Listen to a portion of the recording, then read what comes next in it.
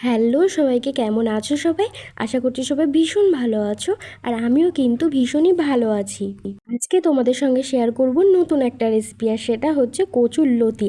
দেখেই বুঝতে পারছো যে কচুর লতি আমি এখানে কেটে কিন্তু সুন্দরভাবে রেখে দিয়েছি। আর এখন কিন্তু লেবুর রস, দুটো লেবু নিয়েছিলাম, আর লেবুর রসগুলো কিন্তু আমি এখন এর মধ্যে দিয়ে দিয়েছি।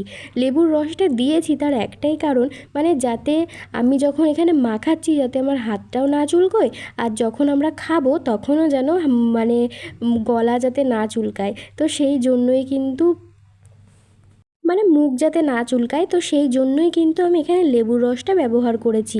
এইদিকে লেবুর রসটা ব্যবহার করে ওটা কিছুক্ষণের জন্য রেখে দিলাম। আর এইদিকে দেখো কী কী মশলা নেব সেটাও কিন্তু দেখিয়ে দিয়েছি। এখানে রয়েছে আদা রসুন, আর তার আগে দেখালাম পেঁয়াজ।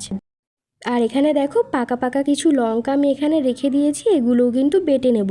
আর এই যে আমার হাতে দেখতে পাচ্ছ জিরে, গোটা গোলমরিচ, এগুলো সবই আমি বাটবো। তো আস্তে আস্তে দেখো আমি কিন্তু সবগুলোই বাটা স্টার্ট করে দিয়েছি। এখানে আমি একটা শিলে আমি নিয়ে নিয়েছিলাম ফার্স্টে আদা রসুন, সেটা কিন্তু বাটা আমার টোটালি কমপ্লিট হয়ে গিয়েছে। আর এখন কিন্তু আমি এখানে নিয়ে নিলাম জিরে আর গোলমরিচটা বাটতে একটু সময় লাগে, তো সেটাও কিন্তু ভালোভাবে খুব সুন্দর করে মিহিভাবে বেটে নেব।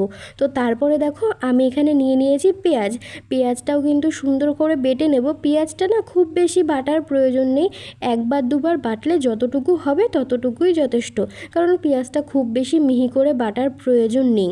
আর দেখো এইদিকে কথা বলতে বলতে কিন্তু আমি যে কচুর লতিগুলো রেখে দিয়েছিলাম লেবুর রসে মাখিয়ে, তো সেগুলো কিন্তু এবার ধুয়ে নেব। তো ফার্স্টে কিন্তু ধুয়ে নিয়েছিলাম, তারপরে লেবুর রসটা মাখিয়ে আরও আধা ঘন্টা মতো রেখে দিয়েছিলাম। আর আধা ঘন্টা রাখার পরে এখন কিন্তু আবার একটু ভালো করে ধুয়ে নিচ্ছি। তো দেখতেই পাচ্ছ কতটা পরিষ্কার হয়ে গিয়েছে।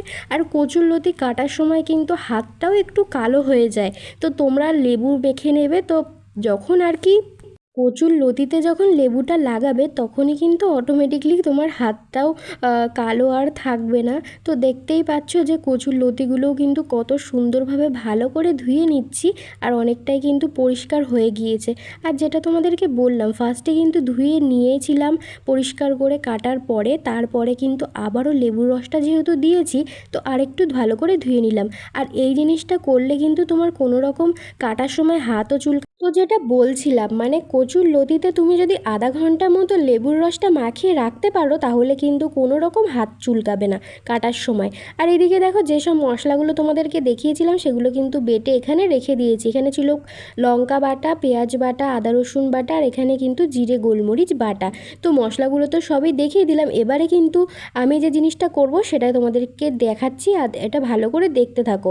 ফার্স্টেই কিন্তু কচুর লতিটার মধ্যে যে চিংড়ি মাছগুলো তোমাদেরকে দেখালাম সেগুলো কিন্তু দিয়ে দেব।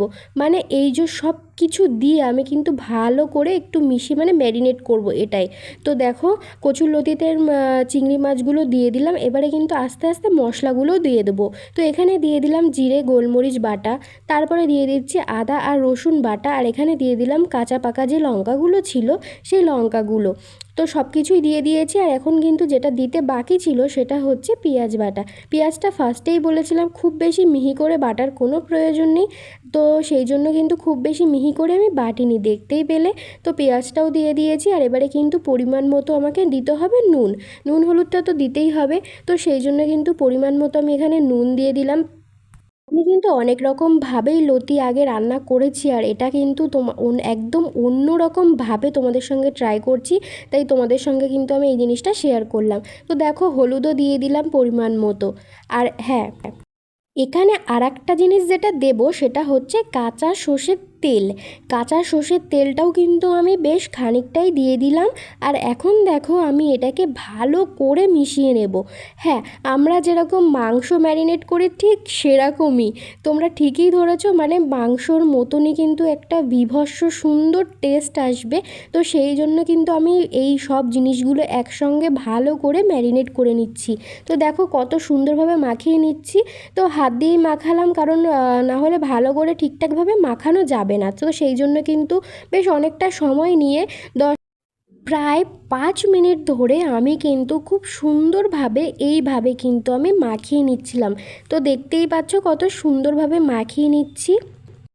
আর দেখো মাখানো কিন্তু একদমই হয়ে গিয়েছে, দেখতেই পাচ্ছ এই যে চিংড়ি মাছগুলো। তো এবারে কিন্তু আমি যে জিনিসটা করব, আমি কিন্তু গ্যাসে কড়াইটা বসিয়ে দেব, আর তার মধ্যে কড়াইটা যখন গরম হয়ে যাবে তখন কিন্তু আমি ওর মধ্যে সামান্য একটু তেল দিয়ে দেব। তো দেখতেই পাচ্ছ কড়াইটা বসিয়ে দিয়েছে, সামান্য একটু তেলও দিয়ে দিয়েছি। আর আমি কিন্তু এখানে সর্ষের তেলেই রান্নাটা করব, তো সেই জন্য কিন্তু সর্ষের তেলটাই দিয়েছি। আর এখন দেখো কালো জিরেটা একটু দিয়ে দিলাম। কালো জিরেটা দেওয়ার পরে তেমন বেশি খুব একটা কাজ নেই, মানে তেলটা একটু চারিদিকে আমি ছড়িয়ে দিলাম। আর দেখো কালো জিরে থেকে কিন্তু একটা সুন্দর স্মেলও এসে গিয়েছে। আর এবারে কিন্তু যেই জিনিসগুলো, মানে যেই লতিটা আমি ম্যারিনেট করে রেখেছিলাম, সেই লতিটা কিন্তু সম্পূর্ণটাই এই কড়াইটার মধ্যে দিয়ে দিলাম। দেখতেই পেলে সম্পূর্ণটাই কড়াইটার মধ্যে দিয়ে দিয়েছি। আর এখন কিন্তু একটু নাড়িয়ে নেওয়ার চেষ্টা করছি। তো এখন একটু ভালো করে দেখতে হবে, যে নাড়িয়ে নিতে হবে, একটু তলার থেকে তুলে তুলে একটু সুন্দর করে নাড়িয়ে নেওয়ার চেষ্টা করবে। তো দেখো একটু নাড়িয়ে নিচ্ছি, মানে তলায় যে মশলাগুলো রয়েছে সেগুলো একটু ওপর দিকে দিয়ে দিচ্ছি। এবারে কিন্তু আমি ঢেকে দিলাম। লতিটা ঢেকে দেওয়ার পরে একটু কিন্তু কমে আসবে। তো দেখো লতিটা ঢেকে দিয়েছি, আর এখন কিন্তু এবারে আলগা করে নিলাম। তো দেখতেই পাচ্ছ অনেকটাই জল ছেড়ে দিয়েছে। তো দেখো জলটা ছেড়ে দিয়েছে, তো এবারে আরেকটু ভালো করে নাড়িয়ে নিতে হবে। এটা কিন্তু এখনও হয়নি, কারণ লতিগুলো কিন্তু এখনও সেদ্ধ হয়নি। আর হ্যাঁ, তোমরা ভাবতে পারো যে এই যে কাঁচা কাঁচা যে মাছগুলো আমি দিয়ে দিলাম, এটার জন্য কি গন্ধ আসবে? তো কখনোই না, মাছের স্মেলটা তোমরা একদমই পাবে না। মানে মাছের স্মেল পাবে না বলতে, তোমরা কাঁচা মাছের যে একটা গন্ধ, সেটা কিন্তু একদমই বুঝতে পারবে না। তো দেখো কথা বলতে বলতে এখানে কিন্তু আমি লঙ্কার গুঁড়ো দিয়ে দিলাম। তো এখানে আমার মনে হয়েছিল যে একটু ঝালের প্রয়োজন, তো সেই জন্য কিন্তু আমি লঙ্কার গুঁড়ো দিয়ে দিয়েছিলাম। নাহলে তোমরা দেখতেই পেয়েছিলে, কারণ আমি প্রথমে কিন্তু কাঁচা লঙ্কা বেটে নিয়েছিলাম, তারপরে আবার গোলমরিচও বেটেছিলাম। কিন্তু তবুও আমার মনে হলো যে একটু ঝালের প্রয়োজন, তো সেই জন্য কিন্তু আমি এখানে আরেকটু শুকনো লঙ্কার গুঁড়ো দিয়ে দিয়েছি। তো তোমরা চাইলে এটা নাও দিতে পারো, মানে স্বাদটা তো তোমরা তোমাদের আন্দাজ মতনই দেবে। তো সেই কারণেই তোমরা এটা নাও দিতে পারো। তো আমার একটু মনে হয়েছিল ঝালটা কম হয়ে গিয়েছে, তো সেই জন্য কিন্তু আমি এখানে লঙ্কার গুঁড়োটা ব্যবহার করেছিলাম। লঙ্কার গুঁড়োটা ব্যবহার করার পরে দেখো আমি কিন্তু আরেকটু ভালো করে নাড়িয়ে দিচ্ছি। আর এখন কিন্তু আবারও একবার ঢেকে দেবো। তার কারণটা হচ্ছে তোমাদেরকে বলেই দিলাম, কারণ লতিটা কিন্তু এখনও সেদ্ধ হয়নি। তো কচুর লতি এখনও সেদ্ধ হয়নি, সেই কারণেই ঢেকে দিয়েছি। তারপরে ওই 6-7 মিনিট পরে আবারও কিন্তু একটু আলগা করে নিলাম, দেখছি যে কতটা কি হয়েছে। তো দেখো এখনও কিন্তু জলটা পুরোপুরি টানেনি। তো আমি কিন্তু এরকম ঝোল ঝোল রান্না করব না, আমি একটু মাখো মাখো টাইপসের রান্না করব, মানে একটু যাতে ঝোলটা টেনে যায়। তো সেই জন্য কিন্তু আমি ওয়েট করছি। আর লতিটা কিন্তু প্রায় সেদ্ধ হয়ে গিয়েছে, বলবো না যে পুরোপুরি সেদ্ধ হয়েছে, কারণ অনেক বড় বড় ছিল লতিগুলো। তো সেই জন্য কিন্তু বলবো না যে পুরো সেদ্ধ হয়ে গিয়েছে, মোটামুটি সেদ্ধ হয়েছে। আর এখনও কিন্তু আরও 5-10 মিনিট সময় লাগবে। তো দেখো একটু ভালো করে নাড়িয়ে চাড়িয়ে নিলাম। আর এখন দেখো এই যে সম্পূর্ণটাই কিন্তু সেদ্ধ হয়ে গিয়েছে, মানে যেগুলো একটু ছোট ছোট ধরনের ছিল সেগুলো কিন্তু সেদ্ধ হয়ে গিয়েছে, আর যেগুলো একটু বড় সাইজের আছে সেগুলো কিন্তু এখনও ভালোভাবে সেদ্ধ হয়নি। তো সেই জন্য কিন্তু এখন আবারও এই জিনিসটাকে ঢেকে দেবো। কচুর লতি কিন্তু নিরামিষও ভীষণই ভালো লাগে। তো চিংড়ি মাছ দিয়ে কচুর লতি রান্না করলে তো কোনো কথাই নেই, বীভৎস সুন্দর লাগে। আর তার থেকে নিরামিষ রান্না করলেও কিন্তু অসম্ভব সুন্দর লাগে। তো নিরামিষ রান্না কোনো একদিন তোমাদের সঙ্গে শেয়ার করব, যে নিরামিষ কীভাবে লতি আমি রান্না করি। আর এই এখন যে রান্নাটা করছি এটারও কিন্তু ভীষণ সুন্দর হচ্ছে গিয়ে টেস্ট আসে। তো সেই জন্য কিন্তু তোমরা এই রান্নাটা বাড়িতে অবশ্যই একবার ট্রাই করবে। তো দেখতেই পেলে কোনো ঝামেলা নয়, মানে সম্পূর্ণ সব কিছু ম্যারিনেট করেই কিন্তু আমি রান্নাটা বসিয়ে দিয়েছি।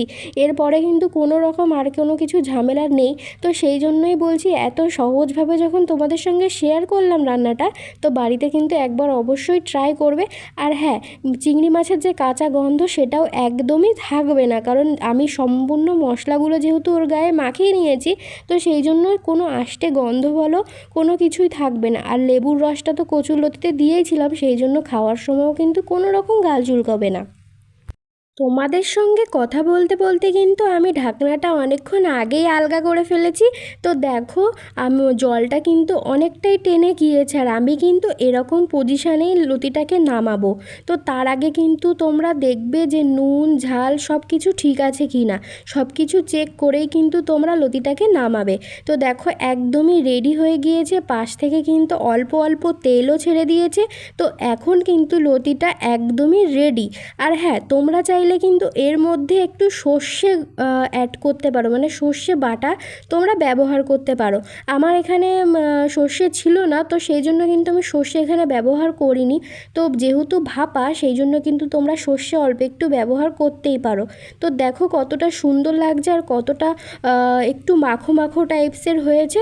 তো যে যাই বলি না কেন, লতি কিন্তু ভীষণই প্রিয়, তাই তো? লতি খেতে কিন্তু ভীষণই ভালো লাগে, আর তার মধ্যে চিংড়ি মাছ হলে তো কোনো কথাই নেই। আর খেতেও কিন্তু বীভৎস টেস্ট হয়েছিল। আর এই জিনিসগুলো কিন্তু একটু ঝাল ঝাল খেতেই বেশি ভালো লাগে। তো তোমরা কিন্তু সম্পূর্ণটাই তোমাদের টেস্ট অনুযায়ী করবে। আর আজকের রান্নাটা কেমন লাগলো আমাকে অবশ্যই জানাবে। আর এরকম এরকম নতুন নতুন রেসিপি কিন্তু আমি তোমাদের সঙ্গে শেয়ার করতেই থাকবো। তো আমার পাশে থেকো, চ্যানেলটাকে সাবস্ক্রাইব করো।